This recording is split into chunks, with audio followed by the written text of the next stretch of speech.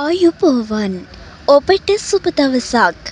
නොවැම්බර් 2 වෙනිදා සිට නොවැම්බර් 26 වෙනිදා අතර සිකුරු තුලාවට ලග්න කිහිපයකට මාලවී පංචමහා පුරුෂ යෝගය උදා වෙනවා. සිකුරු ග්‍රහයා මේ වසරේ නොවැම්බර් 2 වෙනිදා සිට පස්වරු 1යි කාලට තුලා රාශියට පෙරවරු 11:23 තෙක්ම තම තුලා රාශි චලිතය පවත්වාගෙන යනවා. මෙම ග්‍රහ චලිතයට අනුව ඉහත කාල සීමාව තුළ මේෂ කටක තුලා මකර ලග්න හිමියන්ට ගෝචරයෙන් මාලවී නම් වූ පංචමහා පුරුෂ යෝගය උදා වන අතර ඒ අනුව ඔවුන්ගේ දැනට පවතින ගැටලුවලට යම් තරමකට හෝ විසඳුම් නොලබෙනවා.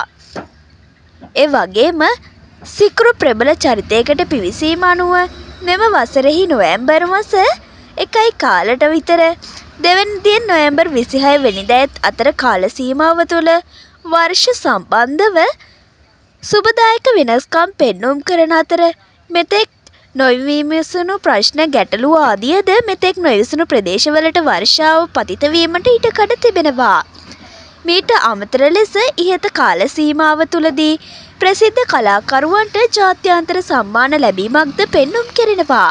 සිකුරු මාරුවට අනුව මෙම වසරෙහි නොවැම්බර් 2 වෙනිදා ආශ්‍රිත දිනවල මෙම නොවැම්බර් 2 වෙනිදායින් පසුව එළඹෙන දින කිහිපය තුළ එකවර පැහැදිලි කළ නොහැකි අවිනිශ්චිත සිදුවීම්වලට ජාතික තලයේ ජනතා නියෝජිතයන් පිළිබඳව අසුබ ආරංචිවලට අධ්‍යාපන කේන්ද්‍රය සම්බන්ධව සහ ශිෂ්‍ය ශිෂ්‍යාවන් සම්බන්ධව ආందోලනාත්මක ආරංචිවලට ඉඩකඩ පවතින බවක් පෙනෙනවා.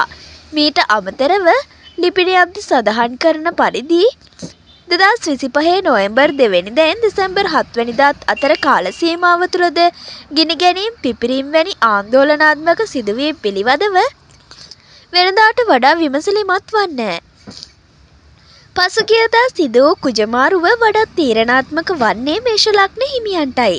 මේ වසරේ ඔක්තෝබර් මාස 27 වෙනිදායි දෙසැම්බර් 7 වෙනිදා අතර කාල සීමාව තුළ කිසිදු গুপ্ত බවකින් තොරව එලිපිට කියන කරන ග්‍රහයෙකු වන කුජ ග්‍රහයා මේෂ ලග්න කේන්ද්‍ර සටහන් වල ලග්න ස්ථානය වන 8 වැනි භාවයේ තුල හැසිරීමෙන් අසාමාන්‍යතාවයක් නිර්මාණය කරනවා. ඒ අනුව 2025 වසරේ ඔක්තෝබර් 27 වෙනිදා දෙසැම්බර් 7 වෙනිදා අතර කාල සීමාව තුළ මේෂ ලග්න හිමියන්ගේ ජීවිත ක්‍රමය වෙනස් වන ආකාරයට අලුත් ආරංචියක් ලැබීමක් හෝ අලුත් සිද්ධියක් සිදුවීමක් පෙන්නුම් කරන අතර ඒ පිළිබඳව මීට කලින් පෙන්වා දුන්නා. ඉතින් කාල සීමාව තුළ මේෂ ලග්න හිමියන්ට අනතුරු පිළිබඳව අසනීප පිළිබඳව තොරතුරු උපද්‍රව පිළිබඳව වෙනදාට වඩා විමසිලිමත් වීම හෝ ඔවුන්ට නොසිතූ ජයග්‍රහණ හෝ අසම්පූර්ණව පවතින කටයුත්තක් සම්පූර්ණ වීමට ඉඩ කඩ පවතින බවක් පෙනෙනවා. මීට අමතර ලෙස ඉහත කාල සීමාව තුළ මේෂ ලග්න හිමියන් දැනට සිදු කරන රැකියාවන්ගේ රාජකාරී ලැයිස්තු වෙනස් වීමටද දැනට සිදු කරන රැකියා ස්ථානයේ ස්ථාන මාරු සාර්ථක කර ගැනීමට හෝ බලාපොරොත්තු රහිත ස්ථාන මාරු ලැබෙන්නටද අලුත් රැකියාවක් සොයන මේෂ ලග්න හිමියන්ගේ බලාපොරොත්තු ඉටුවීමටද ඉඩකඩක් පවතින බවක් පෙනෙනවා. එමෙන්ම වසරෙහි ඔක්තෝබර් 27 වෙනිදා දෙසැම්බර් 7 වෙනිදා අතර කාල සීමාව තුළ මේෂ ලග්න හිමියන්ට දැනට පවතින අතිරේක ආදායම් මාර්ගයක් අහිමි වීමට ඉඩකඩ ඇති අතර ඒ වෙනුවට වෙනත් අතිරේක ආදායම් මාර්ගයක් හිමිවීමට ඉඩකඩ ලැබෙනවා. එමෙන්ම ඉහත කාල සීමාව තුළ මේෂ ලග්න හිමියන්ගේ අභ්‍යන්තර මානසික තත්ත්වය සම්බන්ධ ප්‍රබල වෙනස්කම් වලටද දෙහිඩියාව රජයන්ටද ඉඩකඩ ඇති අතර කිසියම් අලුත් කටයුත්තක් ආරම්භ කිරීමට හෝ ඒ සඳහා ඉගි ලැබීමට හෝ ඒ සඳහා දින නියම වීමට ඉඩකඩ පවතිනවා. ඉතින් ඒ වගේම ග්‍රහලව කලාකාරිය සුකුමාරි යන අන්වර්ථ නාමයෙන් හඳුන්වනු ලබන සිකුරු ග්‍රහයා 2025 11:02 පස්වරු 1යි කාලට තමන්ගේ ශේෂ්ඨ රාශීන් වන තුලාවට ගෝචර වෙනවා. මෙම සිකුරු ග්‍රහයා දින 24ක් පමණ තුලාවේ රැඳී සිටිනවා. ඒ මොහොත එන විට තත්කාල ලග්නයේ වශයෙන් කුම්භ ලග්න තුලා නවකාංශය උදාව පවතිනවා. එහිදී ලග්නයකට රාහු දෙවැන්නේද සඳු 6 වැන්නේද ගුරු 7 වැන්නේද කේතු 9 වැන්නේද රවි සිකුරු 10 වැන්නේද කුද බුජ ගමන් කරනවා. ඊට අමතරව බුද්ධිය මෙහෙවා කටයුතු කරන අයට අසුබ කාලයක්. කුඩා දරුවන්ට යහපත් නැහැ. විපක්ෂයේ මන්ත්‍රීවරුන්ට ගැටලු පීඩා ඇතිවන බවක් පෙනෙනවා. ඒ වගේම සමහර අවස්ථාවලදී අත්අඩංගුවට පත්වීම පවා පෙනෙන්නට තිබෙනවා. එමෙන්ම සිකුරු තුළ රාශිගත වුණ හේතු කොටගෙන යහපත් කලා නිර්මාණ බිහිවන කාලයක් වෙනවා. කලාකරුවන්ට නිර්මාණශීලී සිනමාවේදීන්ට ඇගයීම් වලට පහ වෙනවා. කුම්භලග්න ලංකා කේන්දරයේ නවවැන්න තුළ සිකුරු ගෝචර වෙනවා. ඒ අනුව අධිකරණ ශාලා දේශීය ව්‍යාපාරවල යම් යම් ගැටලු කාරක බැවින් ඉදිරියේදී සාගර භූකම්පන තත්ත්වයක් ප්‍රබලව ඇති වෙන්න පුළුවන්. ඒ වගේම ප්‍රකට කලාකාරයන්ට සුබයි. මේ මොහොත වන විට අධිපති සඳුගෙන් පීඩාවට ලක්ව තිබීම සහ ජනතාවගේ සිතුම් පැතුම් ආකල්ප ප්‍රවේක්ෂකාරී වීමට ඉඩ තිබෙනවා. විදේශ සම්බන්ධතා සහයෝගිතා ඇති වෙනවා. ජනයා එක් රැස්වන ගොඩනැගිල්ලක් හදිසි ගින්නකට හෝ කඩා වැටීමට පුළුවන්. ඉදිරි දින කිහිපයේ අසන්නට ලැබෙනවා. යම් යම් ආයතන පුද්ගලයන් රහස් හෙළිවෙන කාලයක්. මේෂ ලග්නය. මේෂ ලග්නයෙන් උපන් ඔබට මේ සතියේදී කේන්දරය තුළ දෙවැනි අධිපති වෙමින් 7 වෙනි තුලදී සිකුරු ගෝචර වෙනවා. ඔබට මංගල සීනු උදා කරනු ලබන දින කිහිපයක්. සමග සම්දාන හවුල් ව්‍යාපාර වලින් වාසියක් වෙනවා. වෘෂභ ලග්නය. වෘෂභ ලග්න හිමි ඔබගේ කේන්දරය තුල තමාගේ ලග්නාධිපති වෙමින් 6 වෙනි තුල සිකුරු ගෝචර වෙනවා.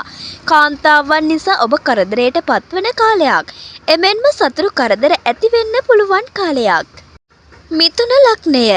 මිථුන ලග්න හිමි ඔබට ව්‍යස්ථාදානාගතව සිකුරු ගෝචර වෙනවා. ශාස්ත්‍රීය කටයුතු වලට නිරතව සිටින අයෙක් නම් යහපත් ප්‍රතිඵල ඔබට ලැබෙනවා.